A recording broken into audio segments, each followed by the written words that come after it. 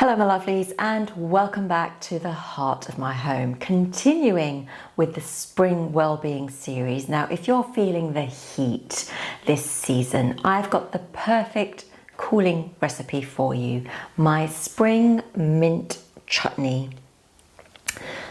loaded with spices, a dash of tamarind and garden mint. Now I'm going to show you how to make this delicious recipe. I'm having mine with crackers, but you're quite welcome to have yours with any one of your favourite dishes. Don't forget to like and press the subscribe button. Let's get on with the recipe.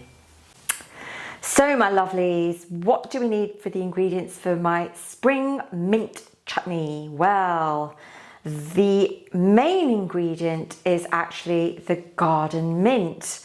Now this is flourishing in my garden, so I've just picked some today. I'm going to add some parsley, lemon, a whole lemon for this recipe. I've got some ginger, I've got some delicious pomegranate. I'm going to use 2 chilies, but you can half the dose. It depends on how spicy you'd like the recipe. I'm going to add some tamarind. Now I spoke about tamarind before. This is its raw form, but I have added some water to it and created a paste. I'm going to use a cooking apple, an onion and half a tomato. Let's combine these ingredients together.